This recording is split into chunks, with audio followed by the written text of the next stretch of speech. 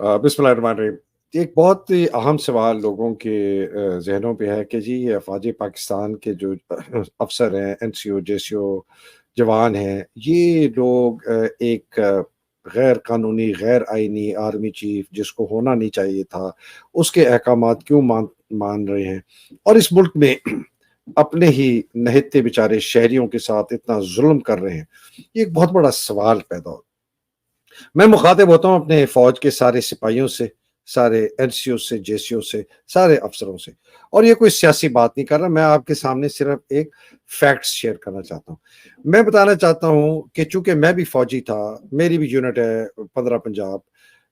मैं अपनी भी सोच बताता हूँ कि मेरी भी सोच आप जैसी सोच थी। मैं भी चाहता था कि जी जो हमारा सीओ ऑर्डर देता है बिल्कुल ठीक है, जो ब्रिगेड कमांडर जनरल जनरल साहब देते हैं जी, ऑर्डर आ गया जी, और आर्मी चीफ देता है। 5 जुलाई को जब मार्शल लॉ लगा, मैंने भी उसी तरीके से तायद की उस ऑर्डर की।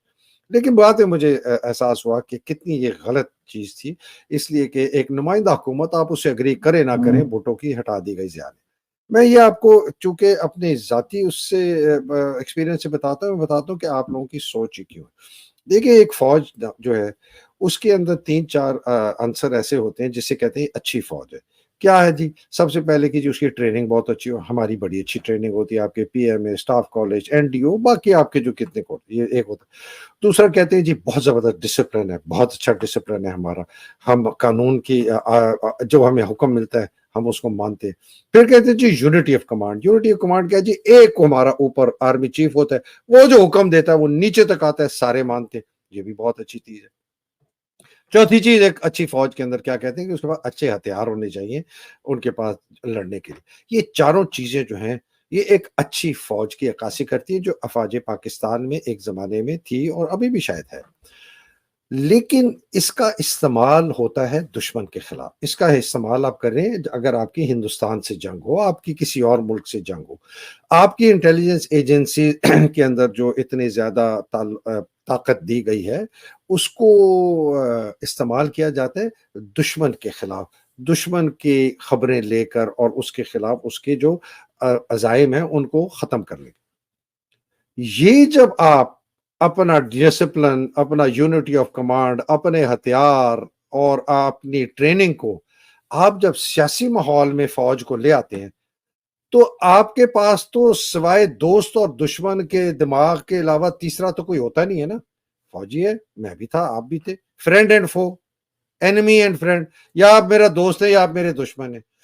तो जब आप सियासी माहौल में आते हैं, तो जो आपके साथ नहीं होता, आपके साथ का मतलब है आपके आर्मी चीफ का, इसलिए आपकी यूनिटी ऑफ कमांड है।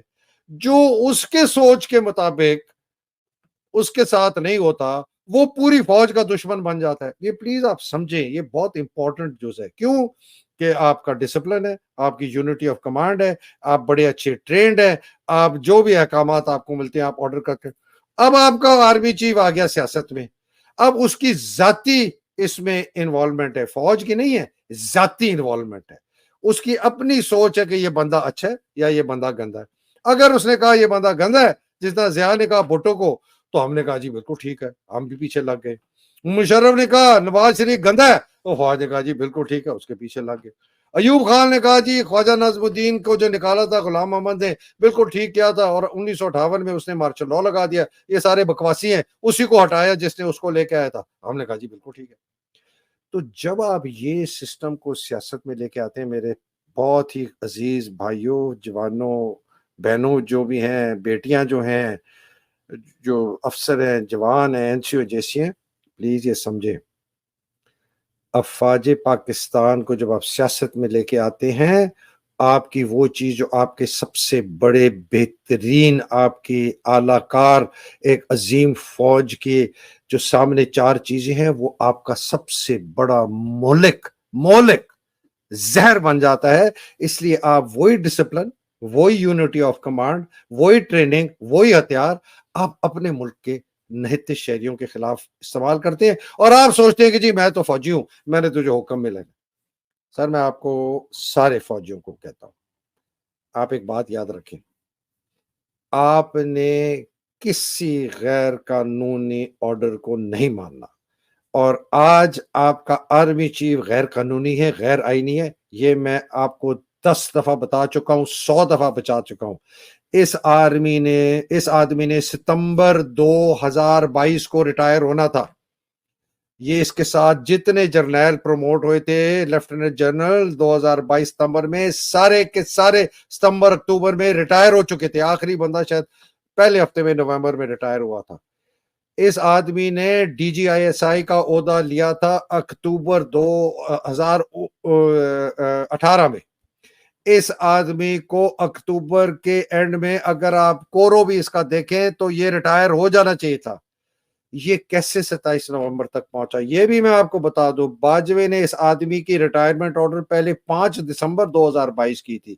وہ فیض حمید، عباس کے اور یہ تیسرا عامر جو ابھی ہے، ان کے کہنے پہ 5 دسمبر سے 27 نومبر 2022 کی کہ یہ آدمی آرمی چیف کے لیے کنسیڈر نہ ہو، اس لیے کہ آرمی چیف 29 نومبر کو ریٹائر ہو رہا تھا۔ یہ پلیز سارے فوجی آپ سمجھے، یہ بندہ غیر قانونی ہے، یہ غیر آئینی ہے۔ اس کو ایک ایسے وزیر اعظم نے بنایا جو خود غیر قانونی، غیر آئینی، ایک کانسپریسی کے تحت ہے۔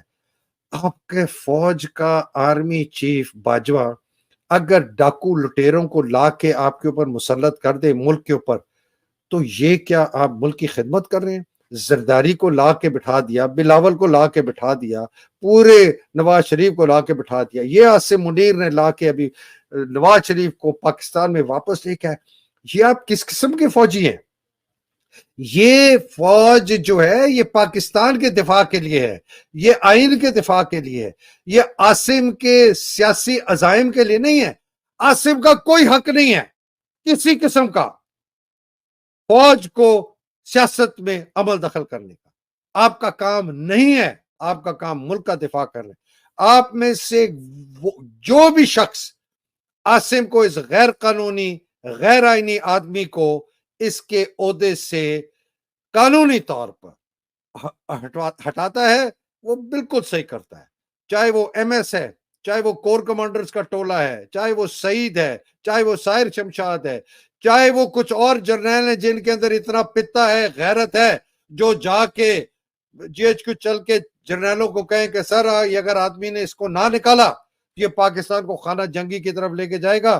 ایم ایس کو کہیں، اے جی کو کہیں، عاصم ملک کو کہیں تم یہ آرڈر پاس کرو کہ عاصم منیر غیر قانونی ہے، اس کو عہدے سے ہم برخاست کرتے ہیں اور ٹیمپرری ہم سارے شمشاد۔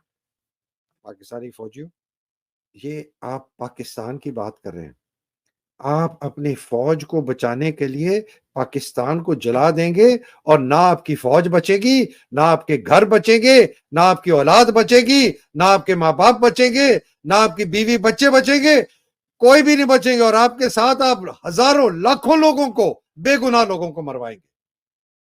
بہت خیال کریں، بہت سوچیں میری بات کو۔